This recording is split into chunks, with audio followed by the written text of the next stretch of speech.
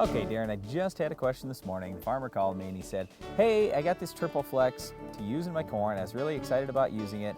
Thought it was going to be pretty good for grass and broadleaves and everything. But here's the problem. Now my corn has started to emerge. Now what do I do? You know what? I'm glad we got the question, Brian, because there are some products out there that if you bought them and you say, man, I didn't get them on, now the corn's up, you're in trouble. Like Verdict, for example. It's got sharpen in it. It's a nice product and everything, but you can't use it post-emerge or the Verdict is just too harsh on the crop. But there are quite a few that are safe and labeled to use on corn up to roughly around 11 inches. Now the labels may vary from one product to the next, but for the most part, you've got several weeks here that you can get those products on, and it's still important that you do so. When we think about those pre-emerge products, the big characteristic they all have is residual control. And when you look at your crop, and even if you say, hey, I've got Roundup Ready corn, and in my area, Roundup's still controlling all the weeds, that's great. But you still need some residual control because Roundup doesn't have any. So if you've got something like a triple flex or like a harness, or there's a number of different products out there that are going to carry you through and hold weeds down for a long time, that's a big benefit. Yeah, now you mentioned Verdict that you can't use post-emerge. Sharpen would be in that same category. That's part of Verdict. But the other product that used to not be able to be used post was Balance.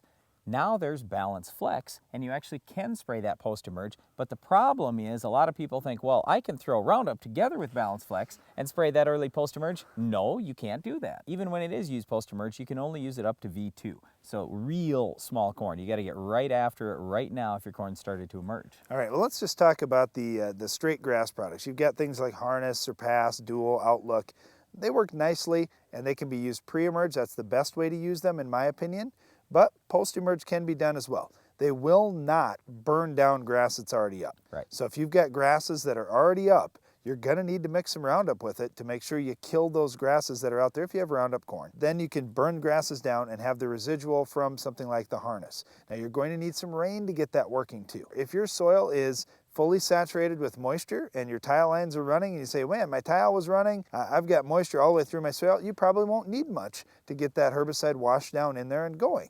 If you have a lot of residue on top that you just sprayed that herbicide on, guess what? You're going to need a little more moisture to get it off the residue and into the soil and into the roots of those weeds. We started this whole conversation about some of the combination herbicides, and we get questions all the time, hey, should I use one of these combo products or not?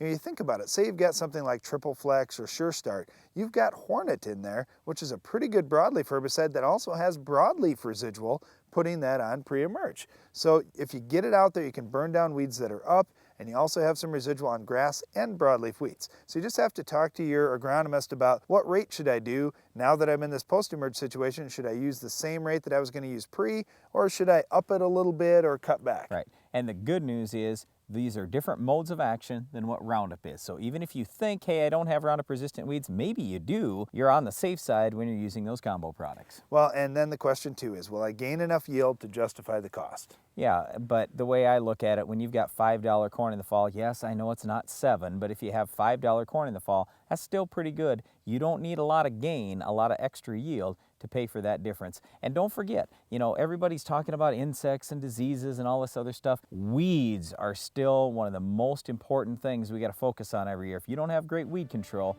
you don't have great yield. Well, speaking of weed control, we've got a tough weed to control here, Brian. We'll show you how to stop it coming up next.